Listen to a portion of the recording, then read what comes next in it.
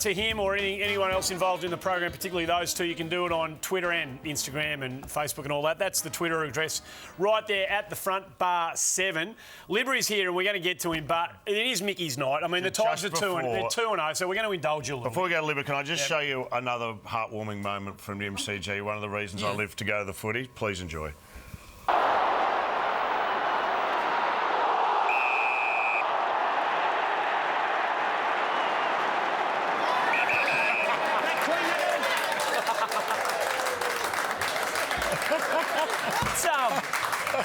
He's got to eat both of them. He's got to eat both of them sitting in front of him. Both of them sitting next to me, but he looked embarrassed. He's a passionate pie, Eddie Maguire. He'll take that to heart, and I look forward to seeing that tomorrow morning. The last time a lot of us saw Tony Liberatore, he was at the footy. Very different emotions being enjoyed by him. One of the greats of the Footscray Western Bulldogs Footy Club has been good enough to join us here on the front row tonight. Welcome, everyone. Thanks for coming on, Bibbo. Jeez, you still look fit and healthy and well too, mate. Yeah, not bad for an old bloke. What are you doing to keep yourself fit, though? I still actually play footy for Aberfeldy, the Thirds. Play a bit of Super Rules, surf a bit, so... And they tell me you've... Sorry, hold on a second. You surf a bit? Yeah. What? A longboard. Well, you look quite comical on a longboard. Yeah. With respect, Libba, any board's going to be a longboard. Why did you... He's actually referring to a boogie board. Why'd you take up surfing, mate? Just something that I just did straight after footy, and I thought something different, and I needed something to get me out and about and enjoy the thrill of getting out in the surf, and something that I enjoyed doing. You didn't see that Mick Fanning footage and thought, mate, I want a piece of that. Right. A bit of shark action. No. Before then, no. He'd love that. You'd love the opportunity to punch a shark in the face, because I've seen you do that on many an occasion out there. But go through some of the stats. Well, no, because tag. It's interesting that Sam and Mick raised that point, Libby, because you're one of the great man-on-man players of your era. You loved getting a job, and yet these days, the more footy we watch, and particularly early in 2017, there seems to be this reluctance in footy by coaches to lock down on opposition players. Do you think the tagger is dead? It probably is in a way, because they all clubs zone defence and do all these different roles. But look, I mean, you can't let a guy like, say, Sam Mitchell run around and get 40 possessions. And I've always thought that you've got to be able to put a bit of time into some players. But what about Dusty? They're saying Dusty can't be tagged. You can't stop him. What would you do with Dusty? Give him a backhander. I believe it. How would you manage this very tense affair between Martin Pike and Sam here? This is a wrestle. This is a wrestle for the ages. A young Sam Payne going toe to toe. That was Libba. That was me actually tagging Pikey. That's so unfair. Yeah, that's a good midriff you got there. He's all right, isn't it, Sammy? Yeah. Well, you were actually his teammate there, and I didn't see anyone rushing in to help him. No, we just thought we'd let the limelight to Sammy. Can I just ask though, what are we lamenting the death of tagging in the game? Yeah, that's what we are. This for the Converse. Yeah. Dark days. Will the game ever recover? Hey, Libba, you won everything that you could win as a footballer all the way through. Can you explain that though? Well, you won under-19s. the BNF and the under-19s. Everyone knows your story. The BNF and the Rezzies and the Brownlow medal. So at every level on the way up to the elite level, you're adjudged by those who are judging these things the best player in the competition, which is a credit to you. Well done, credit to your tenacity.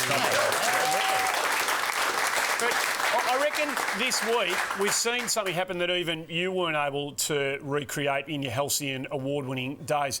In the AFLW this year, which has had its inaugural season, Erin Phillips from the Adelaide Crows, she has won the league best and fairest, the AFL Players Association MVP, a premiership. She's won BOG in the grand final, the award for that, and she kicked the goal of the year. There can never have been a footballer in an elite competition anywhere that's had the sort of season that she's had. Fantastic. I mean, have a look at it. Like, she's built like a Roman tank. You know, it's fantastic. Really great credit to her, and actually her dad's Greg Phillips, actually the Collingwood player. So she's been fantastic for the. It was a great credit to all the girls in the women's league who put on such a great show. You know what I love? They inspired so many young girls around the country, and here they are. Here's Adelaide singing the team song. As I said, they inspired a lot of girls and frightened a few of them. Mummy, why are all these stand on women screaming. What's going on? Great scenes, but there are some champions of the future right in the middle, and they are great scenes to watch, aren't they? Yeah, they are. And Libba, of course, is a great son playing the game, Tom. Premiership player. We'll talk about that later. But Erin Phillips and her babies on the ground before and after the grand final were the talk of the town. I thought it was magnificent. Have a look at them there. That's before the game. So, no, I think those babies should undergo a skin fold test. little chubby. That's them after the game. Mate, Mickey, you are a dad. What are your thoughts about kids in the football? Look, I don't. Personally, if I was there, I'd have those kids in the middle of the Gatorade shower. Afterwards, you know what I mean? Maybe tipping little bottles of water of milk on them. That would be fun. They were magnificent. They were genuinely magnificent scenes. I mean, this is a league that's challenging some of our kind of ideas that have been established for a long time in the men's game. And yeah, there was a little bit of commentary about the safety nature of Erin Phillips having her 4-month-old. Well, there was, and it's. I think most people have regarded the commentary about it as being maybe slightly off the mark. There's plenty of examples it's out happened there in the men's game. Men who've been doing it for years and taking out children of all ages. Jordan Lewis, that baby is born. how long? 6 days old. 6 days old. Actually, is that a baby or is that Clarko?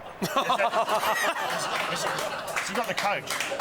Is that Alistair Clarkson? No, if that baby picked a fight with the umpire, then we'd know it was Clarko. But Erin Phillips' kids were 4 months old. That's right. And Jordan Lewis's kid was 6 days old. That's right, yeah. Mate, how long before a player just runs out with an ultrasound? Just straight out into the game. It's getting silly, Andy. It's getting silly. With a pregnancy test.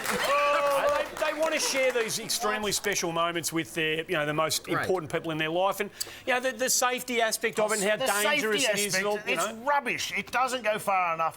These are the scenes I love seeing. This is what I call good parenting.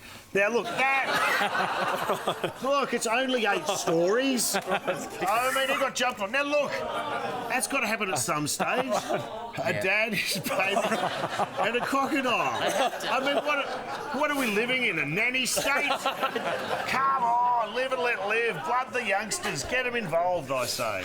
Hey, Libba, we should go back to you on this because you're now in the privileged position of being able to see your son play at a level that you played at. But you shared some special moments when Tom was a whole lot younger, and you were playing momentous games in your career. Is that young Tom? Yeah, that was my last game. Yeah, that was Tom. So how important was that to you, Tony? Yeah, it was really important. I mean, not only Tom, but Oliver and Meg, my kids, and just to run out and just feel part of the occasion. It was wonderful. It was really, really exciting for them. Just can't afford a nanny. You just want to get the cheap. But that's a moment you'll share forever. Did Tom or any of the other children have memories of that? Or are they too young? Nah, Tom wouldn't even care now. Right. Tom can't remember what happened last Thursday. I think most of the time. Mate, they're all... I want to speak to you about him later.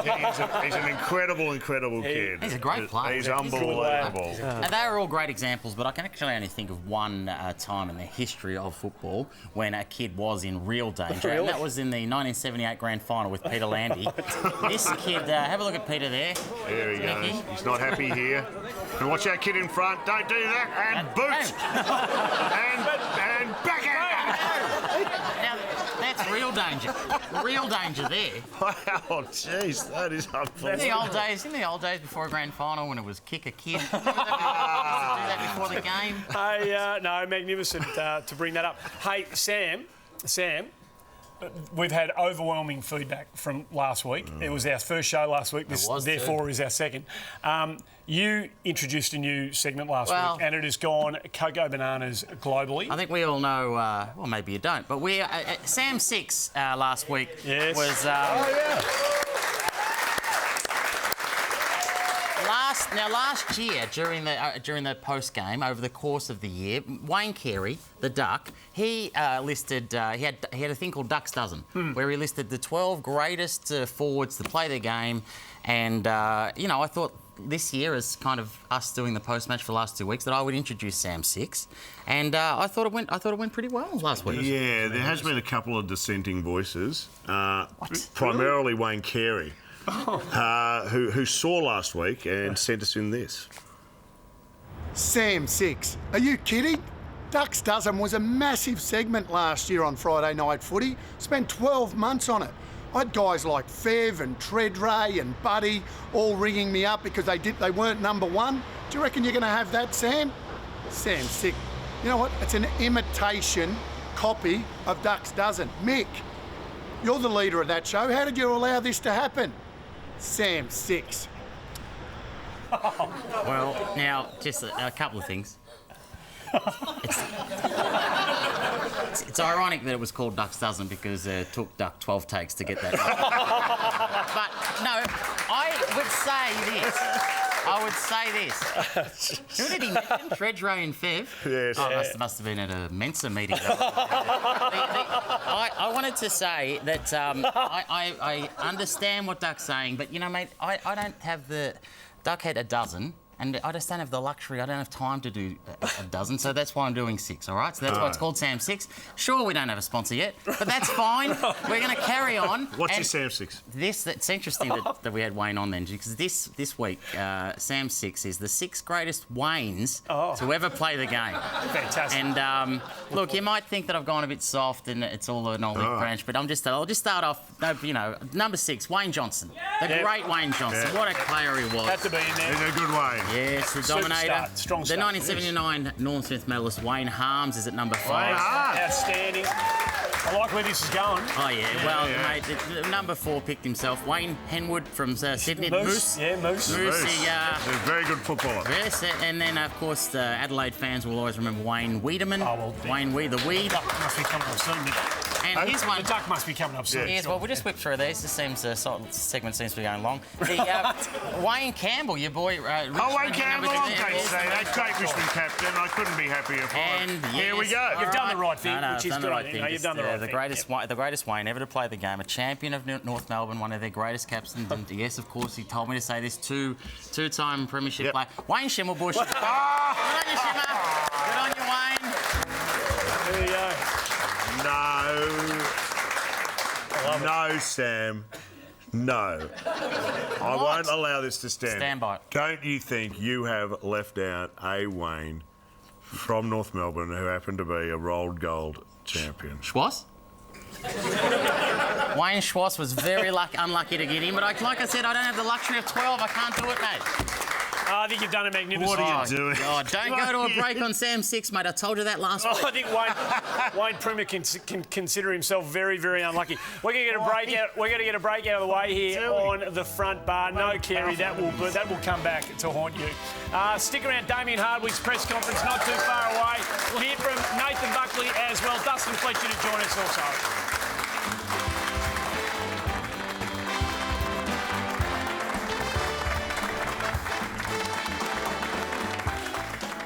Round 1 was the grandest of openings for Saturday night footy.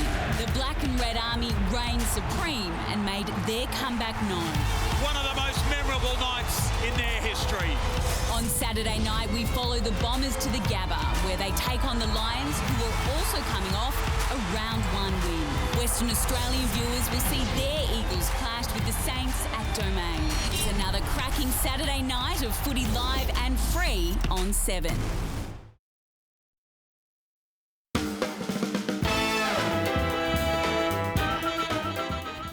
Yeah, it was. It was probably certainly won't be rushing to the video store to get that first half on tape. Certainly be fair to see, but look, there was 2 pretty good sides going at it for a period of time, and a scrappy encounter at times, but you know, both fiercely competitive, and we ended up coming out on top. So I thought the struggle between the 2 clubs was pretty high tonight, and you know, we were lucky to probably come out in the end of it, really, but we'll take a lot out of it. There's no doubt. We didn't play our best in the first half, there's no doubt about that, but I was really pleased that the guys flicked the switch and managed to come out on top in the end. You know, Trent plays his best footy. I think he had 7 tackles for the game. I'm not sure how many possession gains he has, but when he stalks the opposition, and we saw that tonight, he started us off really well. Probably reflected the side a little bit during that second quarter, but you know, I thought his last quarter was huge, and that's why he's captain, and that's why, by the way he plays, the way he leads, that's why he's a really important leader for us.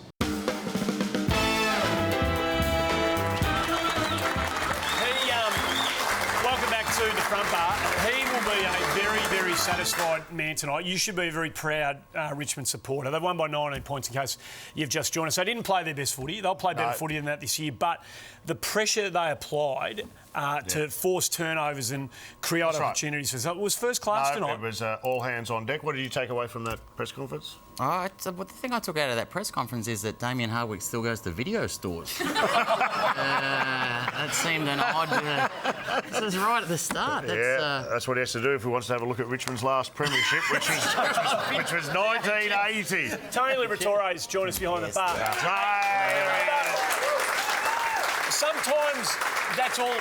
A coach can be disappointed with many, many aspects of a performance, but if he reckons he gets 100% commitment from most of his players, he can walk away from a game of footy pretty satisfied, can't he? If he believes that they've given most of them what they had to give. Oh, undoubtedly. I mean, what Hardwick's saying there is that, you know, every player gave their all. You know, nobody shirked an issue. The pressure was on right from the word go, and they end up winning the game of footy. And that's a trademark, isn't it, of the current premiers? The Bulldogs side, they play at 100% every time, and when they play like that, they are so hard to beat. Yeah, I mean, the defensive pressure when you haven't got the footy is one of the key words in footy today, and that the Bulldogs were so desperate the whole final series last year, being underdogs every game, but our ability just to close down the opposition. A guy kicks the ball, just as a late grab on the jumper, and he kick goes astray, and then all of a sudden the ball gets turned over. Makes the difference, Luke Beveridge, doesn't it? from an outsider's perspective, just seems like such an impressive man and a great leader. Have you had much to do with him?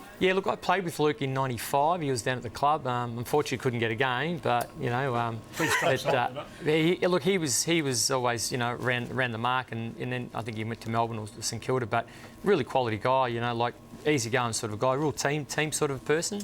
And I just think he's just a really low-key sort of a guy and just lets things happen. We mentioned the current premiers, which includes your very own son. You must be so proud. We saw some great scenes of you watching during this premiership. Can we have a look at some unbridled joy from a father watching his team? Preliminary final. I hope you know that woman. I don't know what. Yes, there I do. you are. This is great scenes, truly emotional. Take us back, Libba. I mean, you know what it's like to achieve, you know, great things, not the ultimate as a player, but in that, can you remember what you were thinking and feeling right then? Oh, look, you know, just to get in... First of all, I thought just to get in the grand final was a buzz, and then to win it was just incredible. It just the emotion just overflows, and you just be a village idiot like I was before, you know, so. Well, there were some great celebrations there, but not your finest. To me, we have to go back to the 1997 preliminary final. You're not doing now, it, mate. watch this. Here we go, and bang, there it is. And we have one of the great goal celebrations of all time. Well, we would have if that had actually been a goal. Well, that was clearly a goal, so anyway. When did you realise? When did you have to go stalk your way back to the centre? When the goal umpire said it was a point. To this day, do you stand by it that was a goal? Like, to this day... It looked like it was a goal. I mean, Brad Johnson really lies, and he thought it was a goal. He was right on the goal line. So, look, it was pretty high, but they don't have goal reviews these days, so maybe it was a goal. But I thought it was a goal, but then the breaks. Libba, you go on. Yep. I was going to say, your son Tom is one of the great stories. You know, he came back from injury to play in that premiership team. After that, we've seen you on the day. Some footage of Tom after the game and being interviewed after the game. If you, as his father, can you explain what is going on here? Oh, yeah, it's always good to win the Ashes Test match. What did you do today? Hey? What did you do today? Made 100. Did you made 100? Yeah. Who'd you face? Colin Miller. You just bumped him? Bang! Bang! Beautiful. Bloody work, man! It's great stuff. I used to take him to the cricket when he was younger, so I think maybe the memory was coming back. And he saw that guy with the funny hairstyle, the coloured hair. He said, "Who's that guy?" I said, "That's Funky Miller." He goes, "Oh, I'm going to hit him over the face." Sure enough, he is a weird cat, and it's interesting you mentioned hairstyles because I think he went over to Hong Kong during the break and got his hair cut at half time. Well, during a game, could you explain? I mean, this just looks to me like a lot of bad parenting here. well, here, Tony, your son's a bit of a loose cannon. Yes, you're right. No, look, I think he's big on hairstyles and fashion statements, so I think that was something that he probably thought he might be able to come in, but obviously hasn't kicked on since then. I don't mind that look. Well, there are worse. He's eyeing it off. You'd kill for that stuff at the front, would you? You'd kill for a comb over right now, Andy. I would have thought. And can I ask you, and this is something I just wanted to... I heard about this from the grand final side, that the Footscray football side have a bizarre post-match routine when they win. Can you confirm this? So they go into a room, they lock all the doors, they turn out the lights and they play dance music and basically have a dance party. Am I reading this right? Have I got this right? That's correct, yeah, 100% right, yeah. Again, I'm going to ask, is your son behind it? Is this his idea? He organises it all, yeah. He gets does? the music, and he gets all the music and the sound system, and off he goes. Times have changed. What did you used to do back in the day to celebrate? We used to bring the 200 or 300 or so supporters at the Whitten Oval come into the change rooms after the game, and Dougie Hawkins used to ask them to start the rendition of the Sons of the West. So we sang with the supporters. That's far more sensible. Maybe that'll come back in, I don't know. Well, let's hope so. We'll get back to you a bit later, Libba. It's another highlight of the show. This indeed. Received almost as much publicity last week as Sam Six. It's time for your multi, Mick. Oh, mixed multi. Here we go. Righto. Run through it. What is it exactly? We nearly got it across the line last week, by the way. Yeah. We got one leg. What first leg? We got the first leg. We got Adelaide across the line in the women's grand final. Beyond that, it dropped off pretty quickly. But I understand there was about 2 million laid. Right. A roundabout on mixed multi. So anyone out there, you ready to go again? We are ready to go. So your first... My first leg of this week's multi, all thanks to Sportsbet, is going to be... Melbourne to beat Carlton by over 40 points. I'll take it to 10 goals if Daisy's playing. I'll take it to 10 goals. There's my first leg. Lock it in. OK, this weekend it is the Australian Derby up there in Sydney. It's a big race.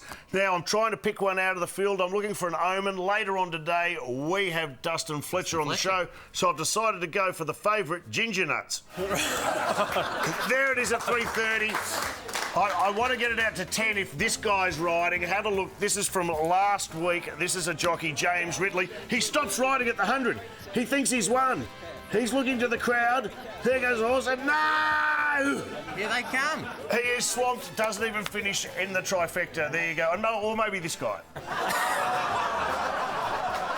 He needs to pull the whip out. Right straight away. Okay, so Carlton to be done by 40 plus. That's right. Ginger Nuts to win the Derby. Okay, and I want to back... leg? That's right. The third leg, I want to back this guy. Look closely, see what he's up to. And see that? I want to back him in. Which one? The old guy in the background shooting baskets. Okay. Have a look at this. Have a look at Gramps. He's going to do this. Again, forget the idiot up front. And bang! How good is that? Watch this. He does not miss one. Look at this show off in the front. And bang! He is... Can't miss. I tell you what. Look at the old guy. He's 102. Bang! So you gotta love that. Magnificent, mate. Not looking at you, pal.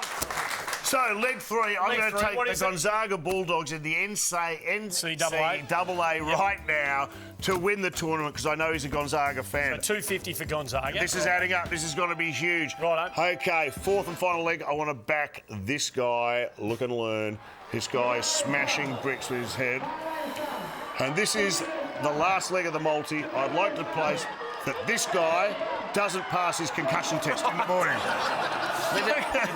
Mickey, Libba's looking at thinking, geez, Tom's doing really... What is Tom doing now? What's Tom done next? That's part of his post-match routine. Are you going to allow that? No, I'm being told by the people that matter on these things you can't have that in your multi. Fourth leg, here we go. Lock it in. Nick Kyrgios is in the Miami Open. He's gone through the quarterfinals. I'm going to take it. Nick Kyrgios to have a bigger hissy fit before the tournament's over than this guy. Have a look. Here we are, Davis Cup Canada. Oh, that's the umpire. And that's got to be bad. No, that won't.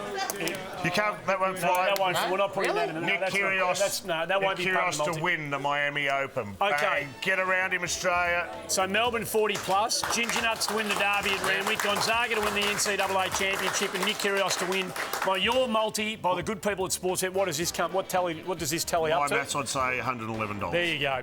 Our good friends Get on at board, Sportsbet people. put this together for us. Have a go, have a little bit of fun, and make sure you gamble responsibly. And let's try and get more than one leg up this week. Trust me. Well, believe it. What could go wrong? We'll take a break here on the front bar. Stick around. Take the Tigers. More Liver on the way through. And on the other side, Dustin Fletcher to join us as well.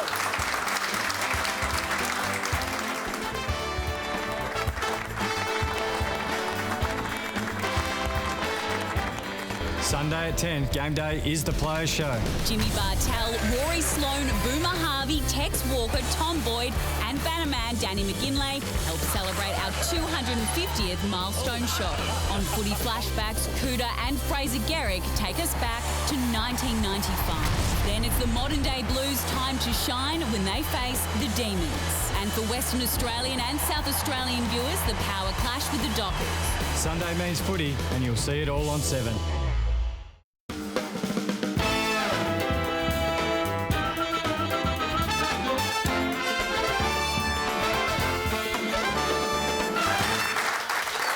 Welcome back to the front. Sticking around for, make sure you do. Our next special guest joins us on the show. Please make welcome one of the legends of the Essendon Football Club, Dustin Fletcher.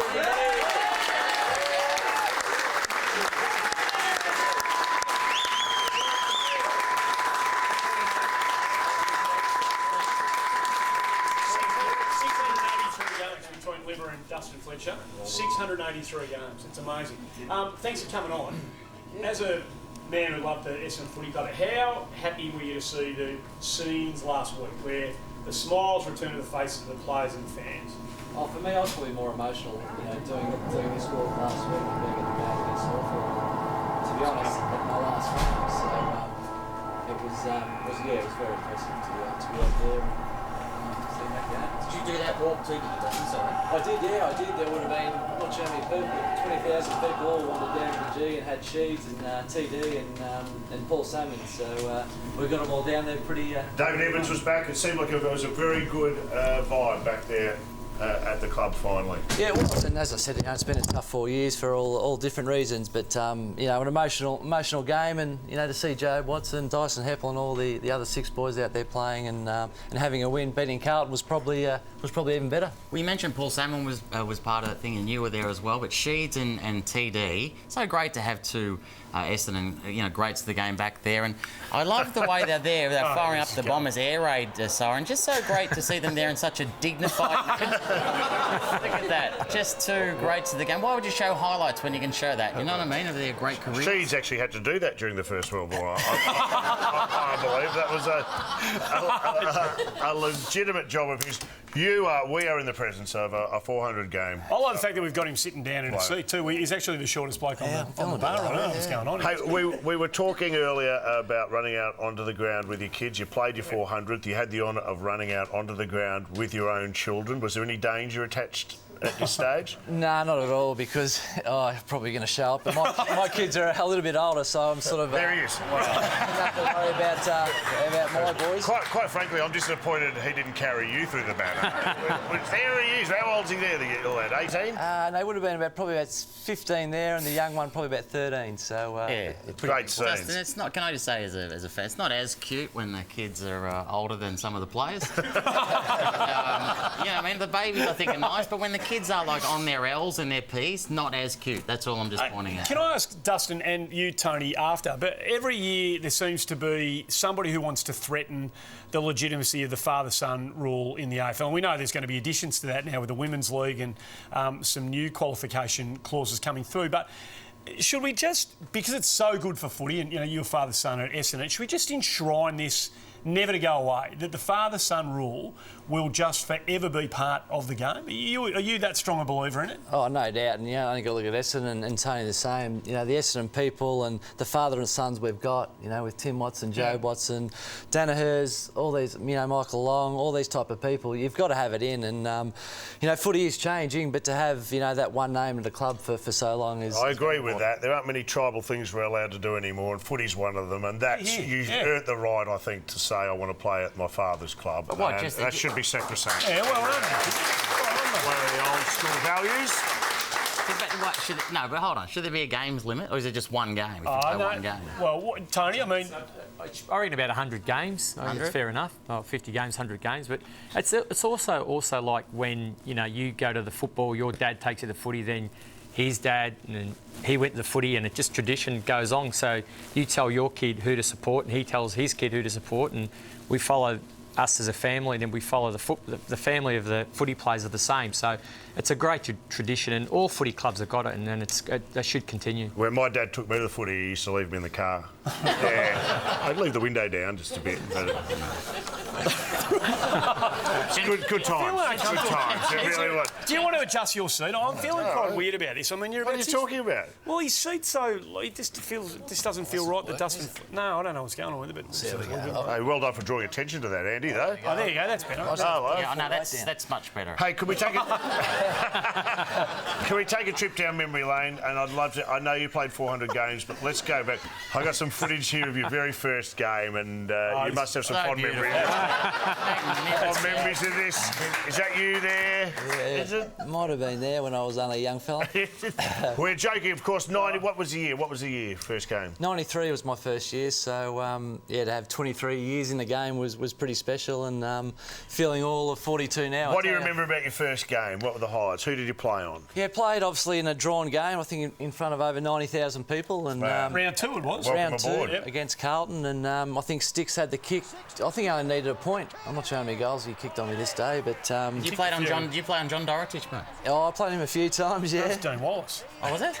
So Sheedy's obviously protecting you again. You're not on Dorotich or Kernan. He did this right throughout your career, didn't he? Oh, that's right. There were some pretty tough early days, but I think I only needed a point here, and I think he kicked it out in the full. Yeah, he did kick it out in the full. But there we Andy go. makes a good point, by the way. You know, you play in that era of Dunstall, Ablett, superstar. Carey, Kernahan, Plugger, all those great games, and Sheeds seemed to give you a licence. You refused to man up on some of the greats of the game, Dustin.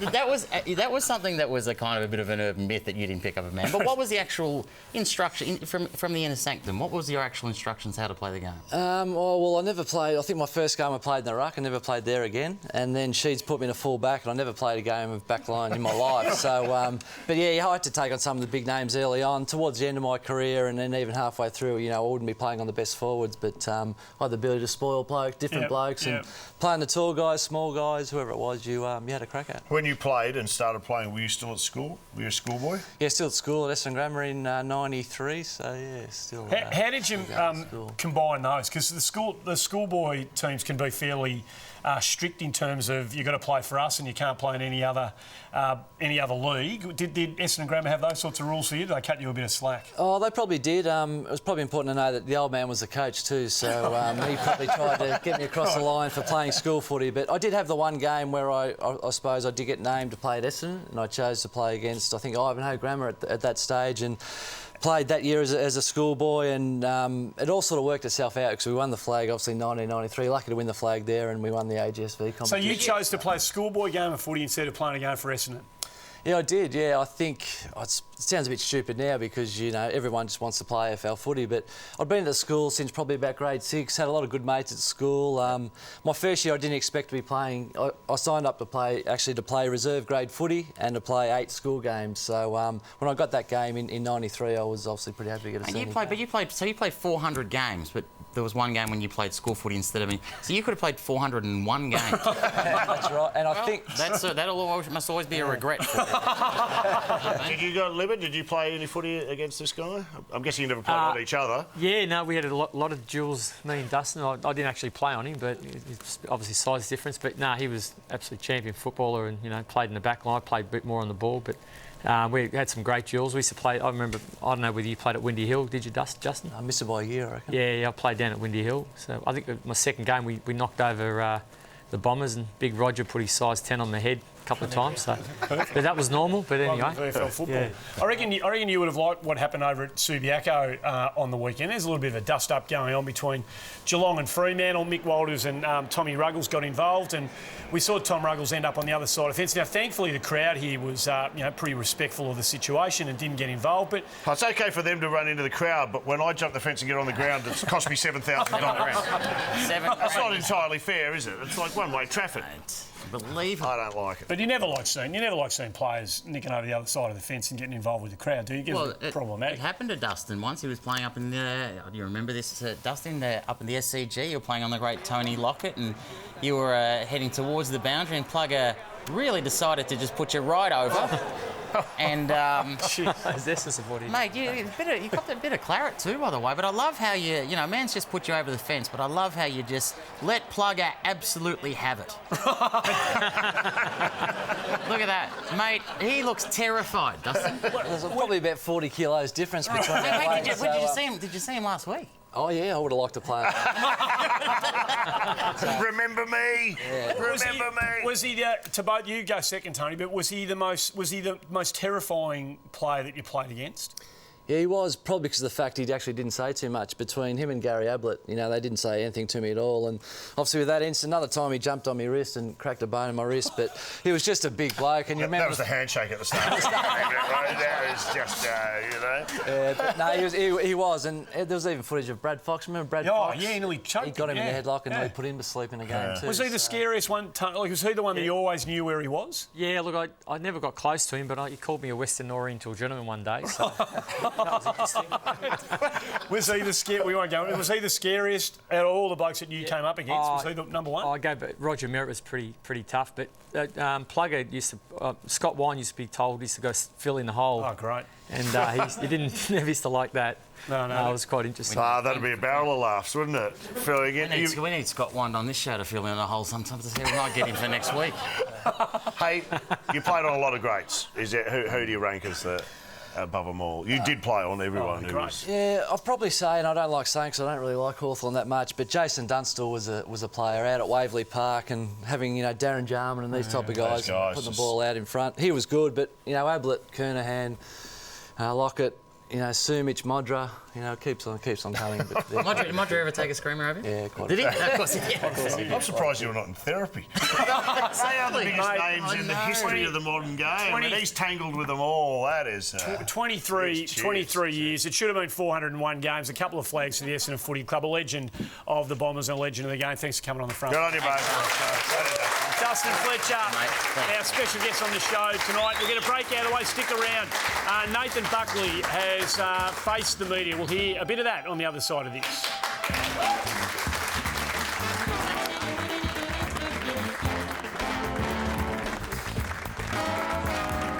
At long last, the championships are finally here. The grand finals of the Sydney Autumn Racing Carnival. 4 big Group 1 races. Sure, we have to wait one more week for the mighty mare Winx, but we've got some of the best horses in the country racing for $10 million in prize money. And throughout the day, we'll be joined by summer and winter Olympians throughout the coverage, as well as one of Australia's finest actors. It's a day not to be missed. Live from midday on 7.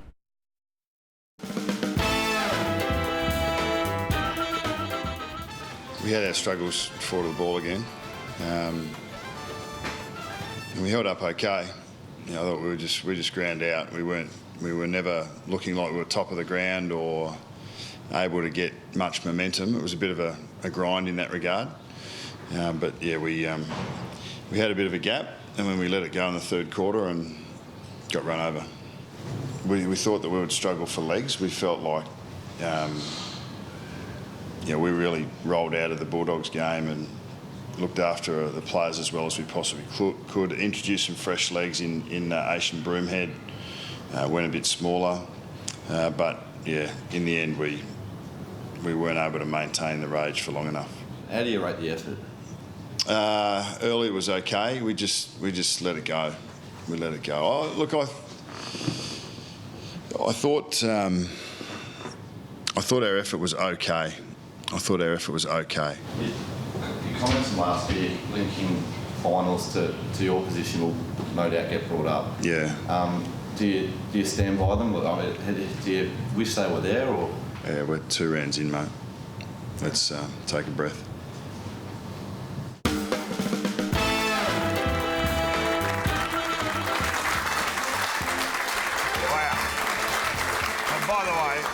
Don't forget, if you want tickets to Buck's one-man show at the Melbourne International Comedy Festival, book early because it's got to sell out. That question was coming, and good answer. No, look, he's a very, very solid media performer. He knows that's coming. He put it on the agenda last year. He knows it's coming, and he knows the only way he can keep the Wolves from that door to win some games of footy. He knows exactly what's going on. Who have they got next week? Yeah, I don't know. Collingwood playing. Anyone know Collingwood playing next week? You're always there for Sydney, us, are they? They got Sydney next week. We're getting screened up. That's easy. That'll be a snack. Hey, speaking of Collingwood coaches, we're still trying to get Mick Moldhouse on the show, aren't we? Are we still trying to get? No, Mick here's on the what show? happened. Mick Moldhouse said he wanted to come on the show. What, did he? Well, we tried to get him on the show, and he said, "Well, let me watch one first, and I'll make up my mind." So he saw last week, and he wants to watch a few more shows. But he has not said no. It's not a hard no.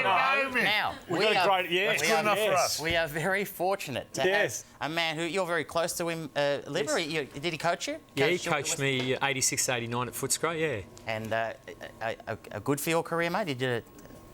No. No, right. Well, mate. So you got no, but in saying that, I think if he didn't not give me any games, I wouldn't have ended up playing so many games later on. So you owe it? Maybe, yeah. We're not playing you. Mate, do you mind, though, just looking down the camera one and just saying just a little message to Mick about your experience on the front bar and why he should come on? Oh, Mick, it's lots of fun. I'll take the piss out of you, but no, you should be right, but let it go, Mick, let it go. What do you reckon? Well, mate, well said. Well said.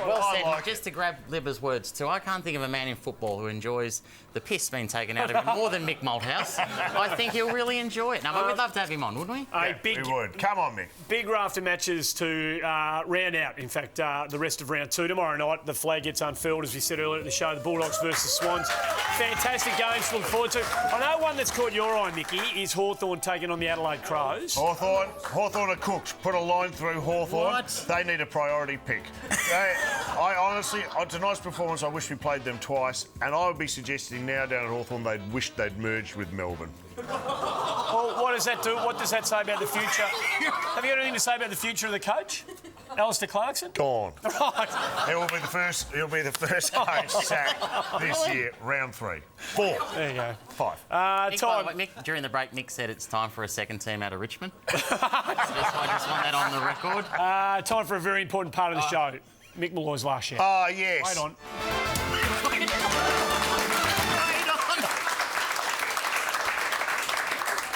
Guys, this doesn't happen very often, but we're a big team here at Channel 7, and it's a family vibe. And last week on the Saturday night team, we welcomed Basil Zemplis on board for the first time, replacing the great BT. Correct. He came in and he shone, and he was such a welcome part of the team, and he gave us many highlights, and some of the commentary, like this piece, was sheerly sublime.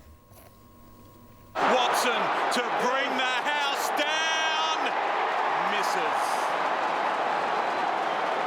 Oh, it was a big moment. Last time he played, he was club captain, Brownlow medalist and a carnivore, now a vegan. And his dad told me yesterday it's a bit of a surprise. He comes from a long family line of meat eaters.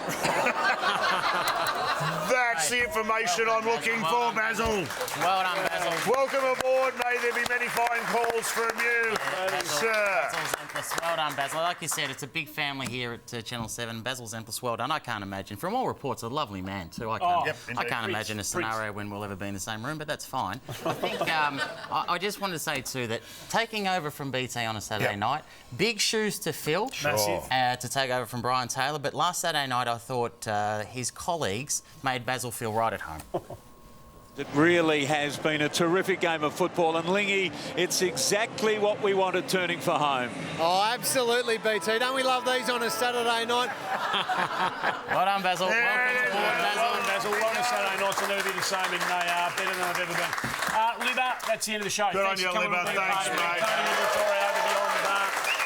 Thanks, of course, to Dustin Fletcher. We are done, and Dustin, thanks to everybody for coming in and being part of the studio. It's always great fun to have everyone in here. And we're on next week. We are. Special episode on Thursday night. We're allowed to announce that we're going to be a special episode next Thursday night again, straight after My Kitchen Rules, which is massive. And I know you're keen.